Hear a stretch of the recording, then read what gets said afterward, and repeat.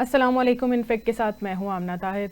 नाज़रीन, ईरान और अमेरिका की कशीदगी एक तय मरहले में दाखिल हो चुकी है। सदर ट्रंप का कहना है कि अगर ईरान ने मुजाहिरीन को फांसी लगाई तो सख्त रद्द अमल का शिकार होना पड़ेगा और उसका सामना करना पड़ेगा। क्या ये महज सिर्फ बयान है या किसी तबाही का आगाज़ है? बात करने के लिए आज प्रोग्राम के अंदर हमें ज्वाइन करिए उज़्मा गुल साहिबा, सीनियर तजियाकार हैं। मैम, प्रोग्राम के अंदर खुश आमदीद कहती हूँ आपको। जिस तरह से अमेरिका के सदर ने बयान दिया है, मैम कैसे देखती हैं इसको? आपके ईरान के अंदर अंदरूनी मामलात में मुदाखलत इसको हम समझेंगे या इंसानी हकूक़ का मौक़िफ़? देखिए, बिस्मिल्लाहिर्रहमानिर्रहीम। सबसे पहले तो ये बात समझने की है कि ये मुदाखलत तो बात की चीज़ है। ये तो सारा काम ही इन्हीं की तरफ से हुआ हुआ है। मुदाखलत तो अब वो कर रहे हैं, उससे पहले उन्होंने ये तमाम चीज़ इंस्टिगेट करना इसमें शामिल थे। दो तरह से शामिल थे। अगर आप देखें, पहले पाबंदियां ही अमेरिका ने लगाई थी और दुनिया में इस वक्त सबसे ज़्यादा सैंक्शन कंट्री जो है ईरान है। और अब उसके अंदर बीच में इन्होंने बाकायदा ये पूरी मूवमेंट चलाई है। लास्ट टाइम जब वो महासा अमीनी का किस्सा चला था, उस वक्त $5 अरब इन्होंने मुख्तस किए थे वहां सारे राइट्स कराने के लिए। और अब भी इस दफा इन्होंने पता नहीं कितना फंड्स जनरेट किए होंगे और उसके लिए लगाए होंगे वहां। तो ये सारी चीजें अगर आप देखें तो इसके बैकग्राउंड में तो पता लगता है कि जब सारी साजिश इनकी तली हुई थी, इन्होंने ही सारी काम किया।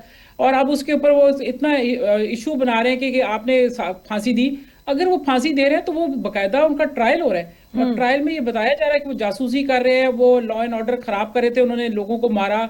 देर वॉज अ वुमन, जो एक खातून पकड़ी गई हैं जिन्होंने अपने पर्स के अंदर पिस्टल रखा हुआ था और वहां जो सिक्योरिटी एहलकार थे वो पिस्टल पर्स के अंदर रखे रखे उन पे फायर कर रही थी। वो सीआईए की एजेंट निकली है।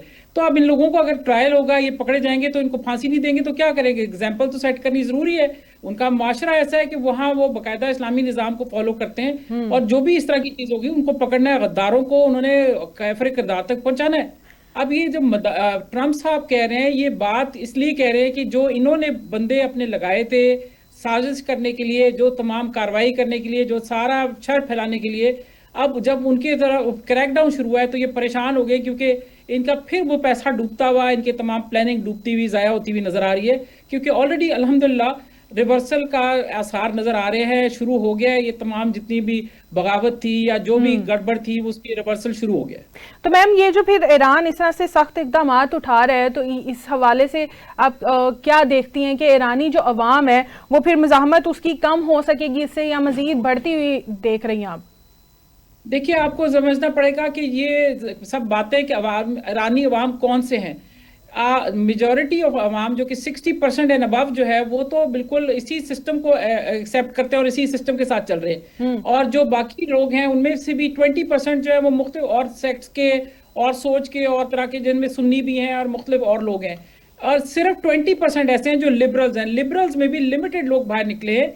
ये सिर्फ एक शोर शराबा करके उसको बहुत ज्यादा out of context blow up करके बताया जा रहा है। आपको पता है जिस तरीके से इराक में इन्होंने जब किया, जब भी मौके आए, इन्होंने जहां जहां भी वो वेपन्स ऑफ मैस डिस्ट्रक्शन ढूंढ लिए और वो बाद में कुछ नहीं निकले। तो ये हमेशा ही ऐसे करते हैं कि जब जिस बात को चाहे तो उसका हवा बना देते हैं। और जहां जाए इतने बड़े बड़े वाकयात हैं। फलस्तीन इनको नजर नहीं आता, वहां लोगों के हालात देखे, गजा में जिस तरीके से इस वक्त ठंड और बारिश और हालात बुरे, वो इनको नजर नहीं आ रहे। इनको एक आदमी की फांसी, जो कल एक एक्सपेक्टेड एक फांसी, तो वो एक फांसी के लिए इनको इतनी तकलीफ है। अपने मुल्क के अंदर हालात देखे, उन्होंने जो लड़की को मार दिया, पूरे राइट्स इनके अपने मुल्क में हो रहे हैं। मगर बात ये कि आपने जो सोचा हुआ है, क्योंकि आप सुपर पावर आप कर रहे हैं। हाँ, और अपने अगर मुल्क के अंदर ये होता है या दीगर ममालिक के अंदर ऐसा होता है तो वहां पर इंसानी हकूक के लिए ये खामोश रहते हैं। तो ये दोहरा मयार नहीं है ट्रंप का?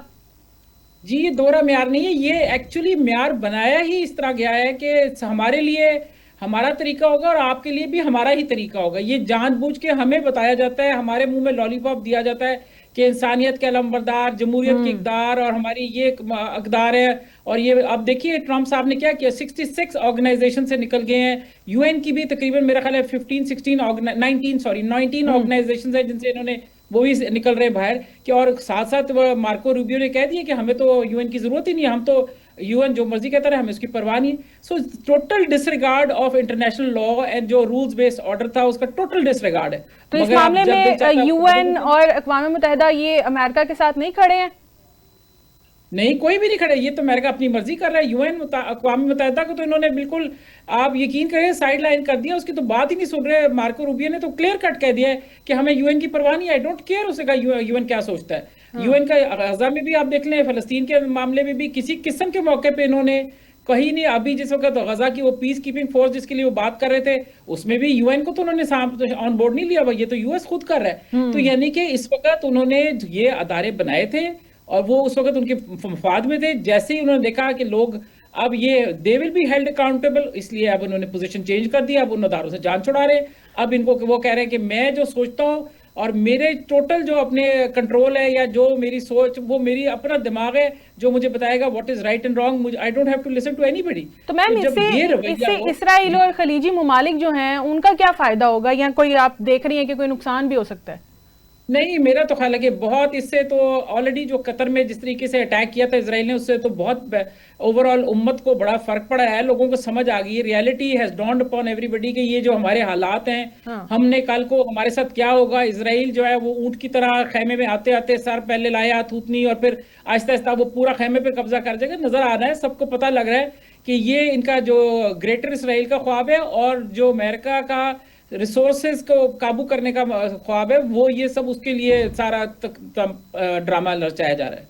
तो मशरक़ी वस्ता को एक बार फिर से आग के अंदर झोंका जा रहा है, तो मैम इसके क्या असरात देख रही हैं आप इस कशीदगी के? देखिए, हर चीज में से कोई आप एक अच्छा पहलू भी निकाल सकते हैं और उसमें बुरा भी नजर तो आ रहा है, बुरा तो नजर आ रहा है, मगर अच्छा पहलू शायद ये निकले कि मशरक़ी वस्ता के लोगों को या मुल्कों को और उनके हुक्मरान जो अब तक हमेशा अमेरिकन लाइन या मगरबी लाइन टो करते हैं, उनको अब रियलाइजेशन होनी चाहिए और हो रही है। नजर आ रहा है जिस तरह हमारा सऊदी अरब से डिफेंस पैक्ट हुआ है, अभी टर्की के साथ हमारा बात चल रही है और इस तरह और मुल्कों के साथ भी, इंडोनेशिया के साथ हमारा है, लिबिया को हमने कर रहे हैं। ये सारी चीजें साबित करती हैं, इशारा दे रही हैं कि रियलिटी अब समझ खुल रही है, लोगों को समझ आ रही है कि ये किसी सूरत नहीं मानेंगे, ये हमारे दोस्त नहीं हैं और हम एक दूसरे का हाथ पकड़ के ही इस मुश्किल में से निकलेंगे, नहीं तो ये खा जाएंगे। ये एक बहुत बड़ा जायंट है जिसको एक ब्लैक होल है जो सबको निगल लेगा।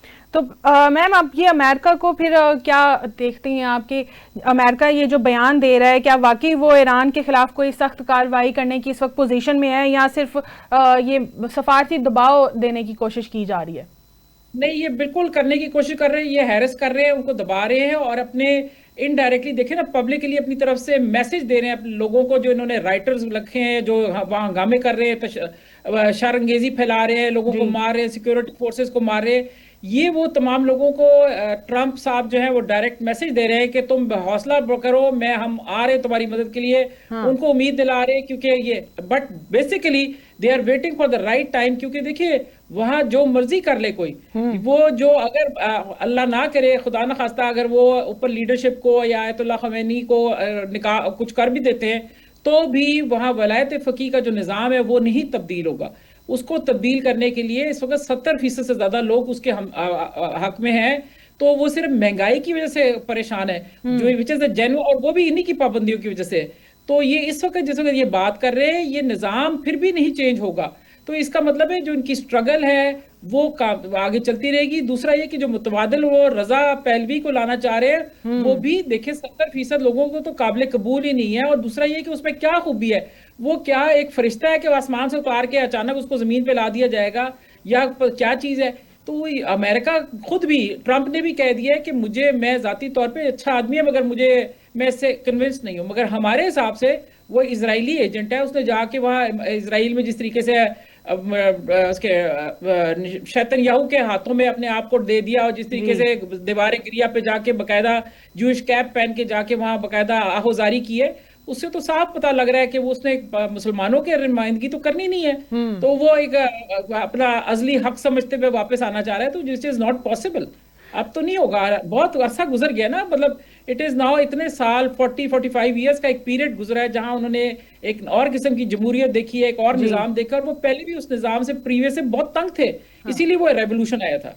तो मैम ईरान के पास ऐसी क्या स्ट्रेटजी है कि ये जो मुजाहिरे हो रहे हैं, बेशक वो महंगाई के लिए हो रहे हैं या अगर रजीम चेंज के लिए भी हो रहे हैं, तो ईरान की इस वक्त क्या स्ट्रेटजी होनी चाहिए इनको कंट्रोल करने के लिए? देखिए, मेरा ख्याल है कि शर्क के ऊपर कोई कॉम्प्रोमाइज नहीं होना चाहिए। जिस तरह हमने पाकिस्तान ने एक पोजीशन ली हुई है, हार्ड स्टेट है, हम दहशतगर्दी के खिलाफ किसी सूरत नहीं, किसी तरह we are not giving an inch, हम बिल्कुल कॉम्प्रोमाइज नहीं कर रहे, हम बिल्कुल दहशतगर्दों से कलाम नहीं कर रहे, हम उनसे इन्वॉल्व नहीं हो रहे, हम उनको कह रहे हैं कि पहले अपने आर्म्स रखो फिर बात की जाएगी। बिल्कुल यही रवैया, सख्त रवैया ही अख्तियार करने का है कि जितना आप इनको ढील देते हैं, इनके साथ बात करते हैं, देखिए हक की बात है, हक के ऊपर शर के साथ कोई कॉम्प्रोमाइज नहीं हो सकता। This is the time. अगर ये बिके हुए लोग हैं, ये कॉम्प्रोमाइज लोग हैं, गद्दार हैं, तो फिर इनका बिल्कुल सख्ती से आनी हाथों से इनसे निपटने की जरूरत है। तो मैम स्टार्टिंग में आपने जिस तरह से कहा कि ईरान जो है वो पाबंदियों का शिकार है और अमेरिका की जानिब से ज़्यादा पाबंदियां लगाई गई हैं, तो अब जिस तरह से बयान आया है ट्रंप का हमारे सामने, क्या समझते हैं आपकी कोई नई पाबंदियों का पेशखैमा बन सकता है? ये कितनी पाबंदियां लगा देंगे, उन्होंने हर किस्म की पाबंदी लगा दी। अब जैसे 25% नया टैरिफ भी ऐड कर दिया कि जो ईरान से तजारत करेगा तो वो हमारे साथ, जो कि मेनली चाइना को हैरेस करने के लिए। मगर ये सारी चीजें वो बैकफायर कर चुकी हैं और ईरान ने सारी पाबंदियों के बावजूद अपनी इंडस्ट्रियलाइजेशन, अपनी तमाम चीजें बहुत कुछ डेवलप कर लिया। अपना लोकल उनका मिसाइल प्रोग्राम जो है वो वन ऑफ द एडवांस तरीन एडवांस प्रोग्राम्स में से है। और उनका पूरा, अगर आप उनका असले का और उसका बनना देखें, उन्होंने बड़ा काम किया, उन्होंने बड़ी उनकी अचीवमेंट है इस मुश्किल हालात में भी, जो 45 साल की उनकी वो सारा कुछ हुआ है। मगर मेरा ख्याल है कि जो मज़ाहमत का रास्ता होता है ना, चूंकि ये कौम जो है इसने मज़ाहमत का रास्ता अख्तियार करके अपने आप को साबित किया है, तो इंशाल्लाह मुझे उम्मीद है कि ये मज़ाहमत करने का और साथ ही डायलॉग जारी रखने का ये जो कॉम्पोजिशन है, इसका एक कॉम्पोजिशन है, ये बहुत बेहतरीन चीज है कि आप मज़ामत करते रहें गलत के खिलाफ और बातचीत करें। बेशक बातचीत का रास्ता खोलें, दरवाजा खोलें, बात करें, मगर बात जो है वो असूल के से हट के नहीं होनी चाहिए। मैम ईरान के भी अपने असूल हैं, अमेरिका जो है वो अपने पॉलिसी रख रहा है कि अमेरिका फर्स्ट, और वो जो भी कहता है कि मिलिट्री एक्शन लूँगा मैं, जिस तरह से ईरान को भी अब वो धमकियां दे रहा है। तो अगर ईरान इस हवाले से नहीं मानता, सबसे पहले तो मैं यही आपसे पूछूंगी कि आलमी कवानीन ईरान को इस चीज़ की इजाज़त देता है कि वो फांसी दे या इस तरह के इकदाम उठाए? अगर वो नहीं मानता है, जो ट्रंप ने उसको धमकी दी है, तो फिर क्या ट्रंप ये फौजी कार्रवाई कर सकता है और ये तीसरी आलमी जंग की कोई बुनियाद रखी जा रही है? नहीं, मेरा तो ख्याल है तीसरी आलमी जंग तो ऑलरेडी शुरू हुई हुई है, मगर इसको मुख्तलिफ फेजेस हैं। यानी कि इसको जैसा कहते हैं ना कि आप वो हांडी जो चूल्हे पे रखी होती है कि वो हल्की हल्की सिमर करती रहती है और फिर उसको तेज कभी कर देते हैं, कभी करते थे, ये वो वाली चीज है।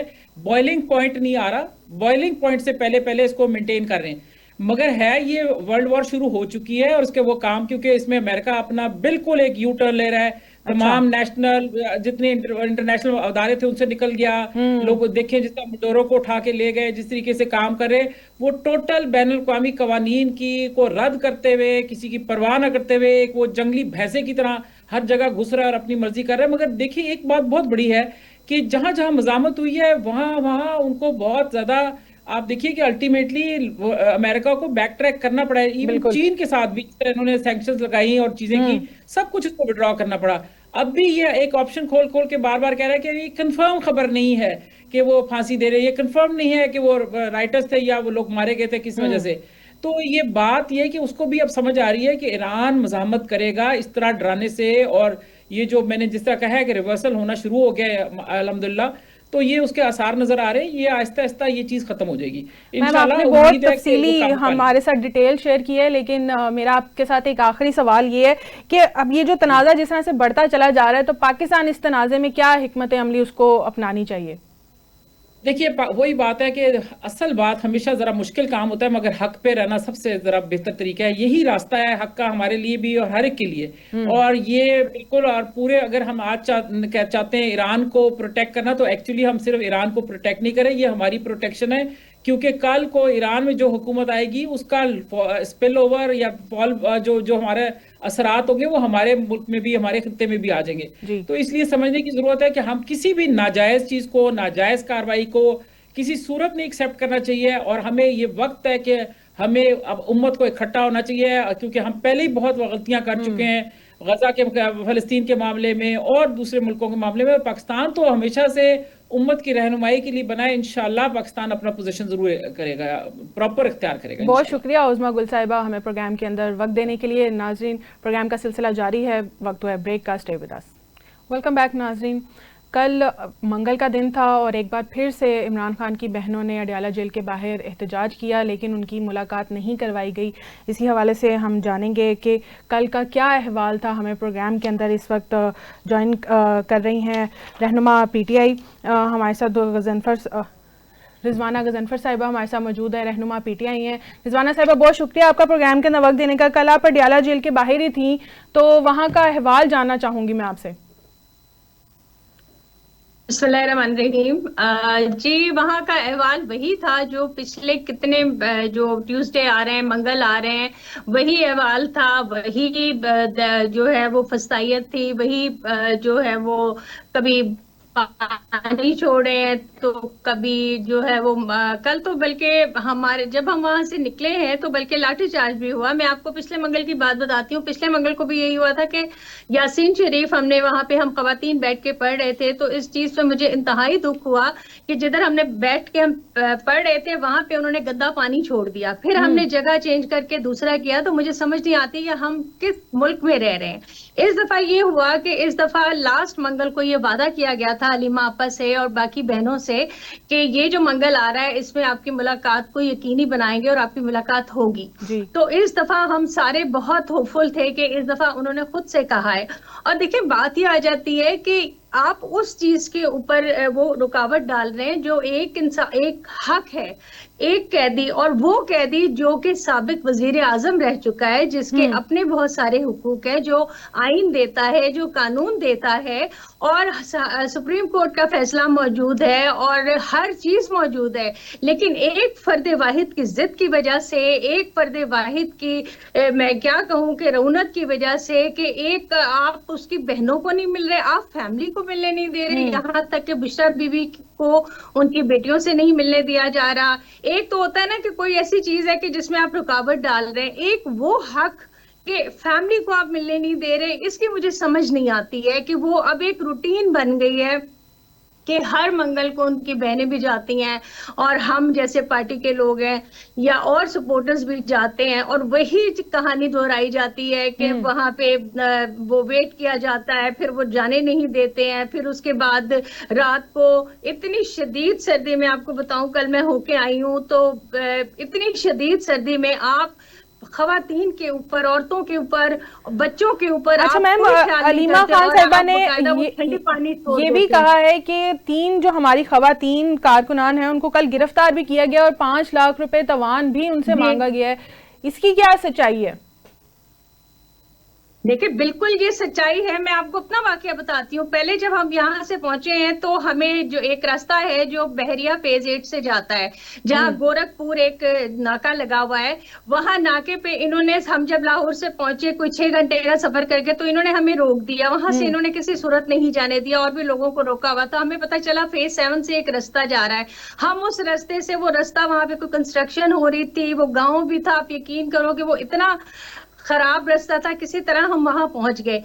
उसके बाद जब हम वापस हुए हैं तो जाहिर है हमें वो करीब पड़ता था। जब हम दोबारा गए तो 9:30 बजे भी वहां नाका लगा हुआ है। तो हमने रिक्वेस्ट की, हम 13 औरतें थे और एक हमारा पोस्टर का ड्राइवर था, कि भाई हमें यहाँ से जाने दें। तो बजाय जाने के इतनी आराम से बात की। उस बंदे ने जिस तरह बदतमीजी से बात की है कि भाई जहां से आपको, मतलब कि आप आई क्यों, कि आप, हमने कहा कि भाई अब तो वापसी का सफर है, अब हमें जाने दो। उसने जिस तरह से बात की, मुझे ऐसे लगता है कि शायद वो किसी माँ के पेट से नहीं पैदा हुआ।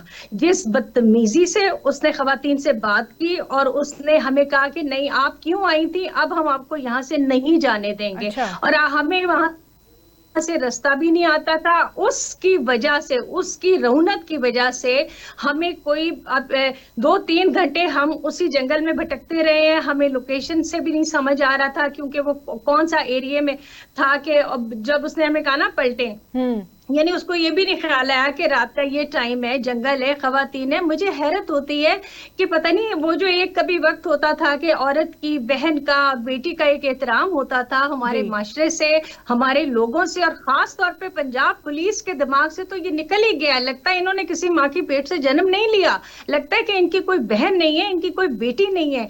आप यकीन करें कि हम 2-3 घंटे वो इतनी खौफनाक सी जगह, रात का टाइम, और हम इधर उधर गाड़ी दौड़ाते रहे। फिर हमें पता चला कि चक्री एग्जैक्ट वो जो आता है वहां से, फिर वहां से जब हम चढ़े हैं तो पता चला कि जी मोटरवे बंद हो गई है। फिर हमने एक रूट लिया, मैं सुबह 6 बजे पहुंची हूँ, सिर्फ उस शख्स की वजह से कि जिसने हमें वहां से गुजरने नहीं दिया। मुझे लगता नहीं है कि ये, पता नहीं हम इस मुल्क में पता नहीं कौन लोग हैं, हम अवाम नहीं हैं, हम कौन लोग हैं कि जो यहाँ पे रह रहे हैं, हम यहाँ के शहरी नहीं है, हम वो लोग हैं जो वो जो 3 खवातीन जिनको गिरफ्तार किया गया था उनकी रिहाई हो गई है या वो अभी भी गिरफ्तारी हैं? और तवान के बारे में मैंने आपसे पूछा है कि वो तवान उसका क्या सबूत है?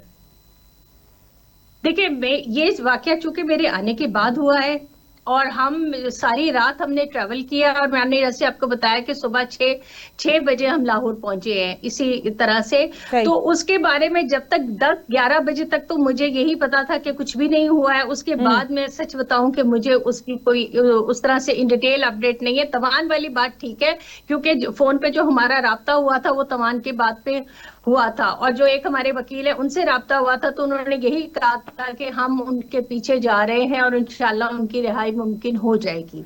अच्छा, तो ये अलीमा खान जो कह रही हैं कि 8 फरवरी की कॉल, जी जी जी रिजवाना साहिबा, जी, और दूसरा ये कि मेरे आने के बाद ये भी मैंने तो जाहिर है मुझे पता चला, वीडियो भेजी लोगों ने तो पता चला कि वहां पे बहुत बुरा लाठीचार्ज भी उन्होंने किया है। हालांकि मेरे पास अपने पास फुटेज है कि जिसमें छोटे छोटे बच्चे, एक न्यू बॉर्न बेबी को लेके आया हुआ, वो भी वो खातून थी जो इतनी मतलब उनका था कि वो रुक नहीं सकी, तो मुश्किल से कोई 6-8 माह का बच्चा भी वहां होते हैं, वहां छोटे छोटे बच्चे भी होते हैं। लेकिन मैं हैरान हूं कि एक हक बात के लिए, एक सच बात के लिए भी इस तरह से दिखाया जाता है बच्चों के ऊपर भी लाठीचार्ज किया गया है, हम कुछ भी कर सकते हैं, और ये बाकायदा न सिर्फ दिखा रहे हैं बल्कि ये कर रहे हैं।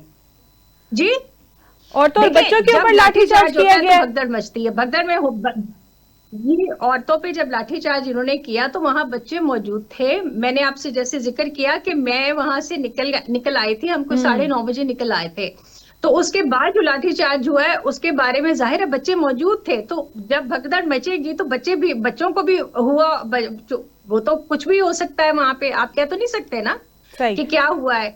तो मैं ये बात बता रही हूँ कि ये इस तरह से बिहेव किया जाता है। सबसे बड़ी बात जो मुझे तकलीफ दे होती है वो ये होती है कि अब औरत, वो कहते हैं ना चादर और चार दीवारी का तहफ्फुज, वो तकद्दुस तो हमारे लोगों में रहा ही नहीं। मुझे तो हैरत होती है बस। अच्छा मैम, 8 फरवरी की कॉल दी गई है तहरीक इंसाफ की जानिब से, बार बार ये बयानात आ रहे हैं कि पहिया जाम हड़ताल करेंगे हम 8 फरवरी को, लेकिन आज अलीमा खान कह रही है कि इमरान खान ने बिल्कुल कॉल नहीं दी है, अपोजिशन इत्तेहाद जो है उन्होंने कॉल दी है। तो मैम 8 फरवरी के बाद क्या होने वाला है और 8 फरवरी के हवाले से क्या स्ट्रेटजी है आप लोगों की? देखिए, होने वाला तो वो तो अल्लाह ही जानता है कि क्या होने वाला है, सीधी बात है। बाकी रही 8 फरवरी की जो है, जिस तरह आप जानती हैं कि खान साहब ने अचकजई साहब को भी फ्री हैंड दिया था कि जिस तरह से अपोजिशन लीडर कहेंगे वो चीज होगी, क्योंकि खान साहब से तो मुलाकात करवाई ही नहीं जा रही। खान साहब के पास तो किसी की एक्सेस ही नहीं है, यहाँ तक कि उनके बच्चों ने रिक्वेस्ट की, बाकी भी ना उनकी बहनें मिल सकती हैं। इन्होंने तो उनको ऐसी वो कहते हैं ना कि बिल्कुल ही जो कि उनका एक इंसानी हुकूक की खिलाफ वर्जी है कि आप किसी शख्स को भी इतना अरसा लोगों से बिल्कुल ही उसको आइसोलेट नहीं कर सकते। लेकिन बात वही है कि जब हमने कुछ की सुननी ही नहीं है, हमें ये जोम है कि जी हम तो बहुत सबसे ताकतवर है, हम जो जी चाहे कर सकते हैं, तो फिर उस पे तो हम कुछ नहीं कह सकते। लेकिन ये कि जब आप किसी को मिलवाएंगे नहीं, नॉर्मली होता है जब नवाज शरीफ भी कैद थे तो नवाज शरीफ से सारा दिन, एक दिन में हजार बंदा मुलाकातें करता था, उनके दोस्त अहबाब मिलने आते थे, सियासी लोग मिलने आते थे, वुकला मिलने आते थे, घर से खाने 3 टाइम उनकी पसंद के भेजे जाते थे। तो क्या ये वक्त वो भूल गए? तो क्या इमरान खान को ये हक नहीं था? इमरान खान को से तो वो हक भी छीन लिया है कि ना वो अपने बेटों से बात कर सकता है, ना वो अपनी बहनों से, जो कि एक दिन मुकर्रर है, अदालत ने मुकर्रर किया है, कानूनी हक है, आईनी हक है, सुप्रीम कोर्ट का हमारे पास लेटर मौजूद है। उसके बावजूद आप देख लें कि ना इन्होंने तो चाहे अदालतें हो चाहे आइन हो, सबकी धज्जियां बिखेर के एक ठोकर से उड़ा दिया है सब चीजों को। तो इस पे अब हम अफसोस ही कर सकते हैं या इनकी अकल के ऊपर मातम कर सकते हैं कि ये क्या कर कर रहे हैं, पाकिस्तान के साथ क्या तो कर रहे मैम हैं, अब इमरान खान से मुलाकात भी नहीं हो रही है, कोई वहां से बयान भी नहीं आ रहे हैं, कोई आपको डायरेक्शन नहीं मिल रही है, डायरेक्शन लेस हो गई है पार्टी, तो फिर 8 फरवरी का एहतजाज लीड कौन करेगा? लीडरशिप तो सारी जेल के अंदर इस वक्त मौजूद है। देखिए बात वही है कि हमें भी पता है कि हमें क्या करना है, ठीक है। जाहिर सी बात है, वो ना मुलाकात करवा रहे हैं, वो ना कुछ करवा रहे हैं, तो उसका मकसद क्या है? उसका मकसद यही है कि पीटीआई को दीवार से लगाना है। लेकिन खान साहब ये हक, जैसे मैंने अभी आपको पहले बताया कि खान साहब ने ये हक अशरफ साहब को, जो अपोजिशन लीडर है, उनको कहा है कि वो सियासी लीडर है, वो दोनों मशवरा करके तो कॉल, जाहिर है देखें ये जो हालात 3 साल से चल रहे हैं, इसमें मुफाहमत नहीं मुजाहमत की जरूरत है। मुफाहमत तो करने की बहुत कोशिश की गई, लेकिन अब मजामत ही चलेगी और मजामत ही होगी तो कुछ होगा। क्योंकि मुल्क कहाँ जा रहा है, मुल्क पीछे जा रहा है, हालात बद से बदतरीन हो रहे हैं। 32 लाख लोग मुल्क छोड़ के जा चुके हैं। हमारी इकोनॉमी को देख ले, हमारे किसान को देख ले, हमारी बाकी चीजें, हर चीज में पाकिस्तान सबसे नीचे, किसी भी रेटिंग में आप देख लें पाकिस्तान सबसे नीचे आके आ गया है। हमारी एक्सपोर्ट बंद है, हमारा मतलब मैं तो सोच रही हूँ कि पता नहीं क्या हो क्या रहा है। एक गरीब तो वो कहते हैं ना, पहले शायद 2 वक्त की खा लेता था, उसे 1 वक्त की भी नसीब नहीं है। लेकिन किसी को ये सारी चीजें दिखाई नहीं देती हैं कि ये क्या हो रहा है। बस एक वो तनाव का माहौल है। और मेरा ख्याल है कि शायद तो मैम इतने सालों से पीटीआई मुजाहमत की ही सियासत कर रही है, आप नहीं समझती कि अब डायरेक्शन चेंज करने का वक्त आ गया है? देखें, पिछली जो चल रही थी वो बहुत बेहतर थी। डायरेक्शन चेंज अब जो हालात है, मुझे आप भी जाहिर है आपका, जब से आप मीडिया में होंगे या जब से हम अपनी लाइफ में हमने जो देखा है, हमने पाकिस्तान में इतना बदतरीन दौर आज तक नहीं देखा कि जिस दौर से अब हम गुजर रहे हैं। कि इसमें तो मतलब देखिए, एक होता है मार्शल्ला, जो ज़ियाउल हक के दौर में भी लगा, जो मुशर्रफ के दौर में भी लगा। ये है बदतरीन मार्शल्ला, के कहने को है नहीं, लेकिन माशाल्लाह से भी बदतरीन हालात है। आपके इंसानी हकूक सल्ब है, आप बात नहीं कर सकते, आप बोल नहीं सकते, आप कुछ नहीं कह सकते। मैं अभी आपसे मीडिया पे बात कर रही हूँ, हो सकता है मेरी कोई जेर जबर की गलती होगी, कल मेरी भी शामत आ सकती है। तो ये क्या हम जिंदगी जी रहे हैं कि हमें यही नहीं पता कि हमारी किस बात पे कब कहाँ कौन हमें उठा लेगा, कौन हमारे सीढ़ियां लगा के बेडरूम में घुस जाएगा, कौन हमें गायब कर देगा। ये किस किस्म का मुल्क है, मुझे बताएं, कैसे हम रह रहे हैं, क्या हो रहा है यहाँ पे? तो मैम फिर आप ये नहीं समझती कि अब जो तहरीक इंसाफ है वो सिर्फ प्रेशर पॉलिटिक्स तक ही महदूद होकर रह गई है?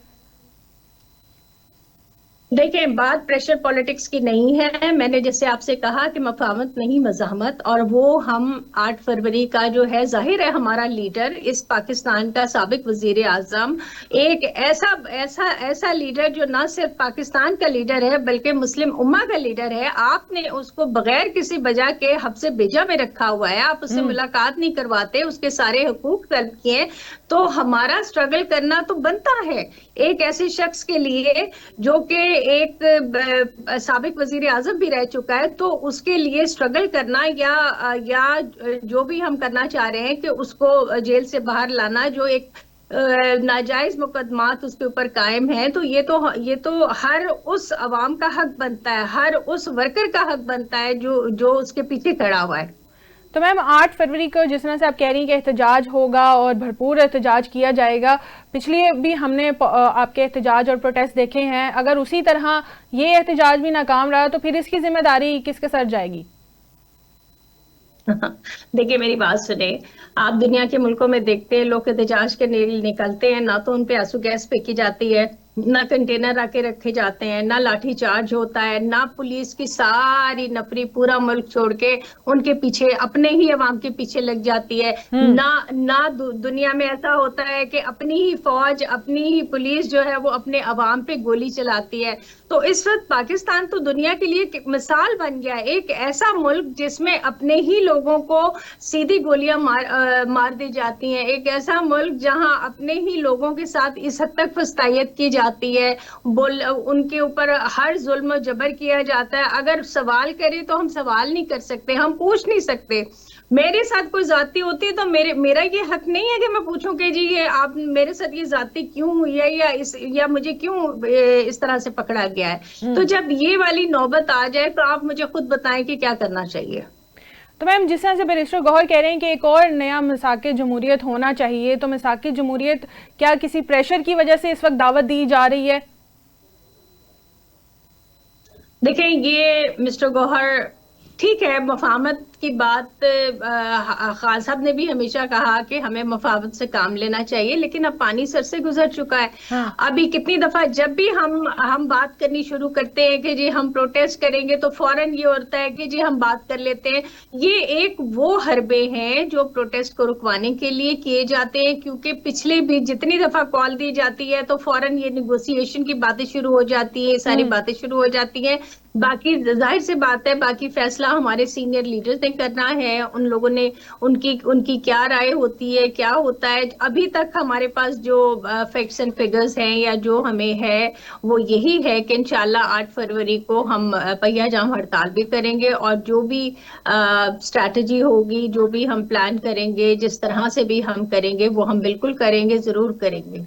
तो मैम अब दोनों जानिब से, हुकूमत की जानिब से भी और बैरिस्टर गौहर भी कह रहे हैं कि कोई मुज़ाकरात या मसाके जमहूरियत होना चाहिए, लेकिन ट्रस्ट जो है वो बिल्कुल ज़ीरो है। तो फिर अब इन हालात में मायना खेज मुज़ाकरात तो हमें नजर नहीं आ रहे हैं, क्योंकि नैरेटिव एक नहीं है। देखिए, नहीं, नैरेटिव एक होने के बाद देखिए ट्रस्ट क्यों जीरो है। 4 साल से क्या हो रहा है पीटीआई के साथ? जब इस तरह के हथकंडे होंगे, तो जब आप बार बार धोखा देंगे, बार बार इस तरह की बातें करेंगे, तो फिर तो ट्रस्ट जीरो होगा। और बात वही आ जाती है कि ये सब तो हम करके पिछले 4 सालों में देख चुके हैं। और मैंने आपको जैसे अभी बताया कि ये इनके वही हथकंडे कि जहां पे ये देखते हैं कि ये कोई बड़ी कॉल देने वाले हैं या है, तो ये उसके बाद ये सारी बातें शुरू हो जाती हैं। और मैंने आपको यही बात की है कि अब ये सारी बातें जो है वो एक्सेप्टेबल नहीं है। अच्छा। क्योंकि ये हम पिछले 4 सालों से इसी चक्रों में मुझे लगता है कि हमने अपना वक्त जाया किया है। बहुत शुक्रिया रिजवाना साहिबा, आपने प्रोग्राम के अंदर वक्त दिया। नाज़रीन, मिलते हैं ब्रेक के बाद, हमारे साथ रहिए। वेलकम बैक नाज़रीन। आज प्रोग्राम के अंदर हमने ट्रंप के बयान के ऊपर बात की, जिसमें वो कह रहे हैं कि ईरान ने अगर मुजाहिरीन को फांसी दी तो सख्त कार्रवाई की जाएगी। अब सदर की इस धमकी को ईरान किस तरह से लेता है ये तो वक्त ही बताएगा, लेकिन एक बार फिर से ट्रंप ने इंसानी हकूक़ की आड़ में अपने एक जो नया इकदाम यानी कि जंग की जो एक पेशकश कर दी है और धमकी दे दी है, क्या ये सिर्फ सफारती दबाव है या इसके पीछे कोई बड़ा इकदाम होने जा रहा है, ये तो अब वक्त ही बताएगा। और दूसरे हमने अपने जो पार्ट था जिसके अंदर हमने पाकिस्तान की सियासत के ऊपर गुफ्तगू की, जिसके अंदर तहरीक इंसाफ, क्योंकि ये पाकिस्तान की एक मजबूत जमात है और इस वक्त सियासत के अंदर इसी का ही बोलबाला है, लेकिन बहुत से चैलेंजेस हैं अभी तहरीक इंसाफ को, जिससे वो दो चार है। अभी अंदरूनी इख्तलाफात भी उनके सामने आ रहे हैं। गुज़श्ता रोज़ हमने देखा कि पार्लिमानी कमेटी का इजलास हुआ, जिसके अंदर उन्होंने बाकायदा तौर पर सियासी क़ुव्वतों को दावत दी है कि मिसाके जमहूरियत किया जाए ताकि पाकिस्तान की सियासत को इस्तेहकाम की तरफ लाया जा सके। लेकिन जिस तरह से अभी तहरीक इंसाफ के अंदर इख्तलाफात पाए जा रहे हैं और एक बयानिए के ऊपर उनका कोई नज़रिया सामने नहीं आ रहा, लग नहीं रहा कि मुज़ाकरात की दावत जो वज़ीर आज़म की जानिब से भी उनको दी गई है उसको कबूल किया जाएगा। अब ये तो जब तक कौमी असम्बली के अपोजिशन लीडर मुकर्रर नहीं होते, उनकी तैनाती नहीं होती है महमूद खान अचकज़ई, तब तक कुछ नहीं कहा जा सकता। लेकिन उम्मीद यही है कि उनके नोटिफिकेशन जारी होने के बाद लग सकता है कि तहरीक इंसाफ को कोई स्पेस मिलेगी और उसके बाद से महमूद खान अचकज़ई जो हैं वो कोई रास्ता निकाल सकेंगे तहरीक इंसाफ के लिए, और जो उनको चैलेंजेस दरपेश हैं उनका भी कोई ना कोई हल निकल सकेगा। इसी के साथ अपनी मेज़बान को दीजिए इजाज़त। अल्लाह हाफ़िज़।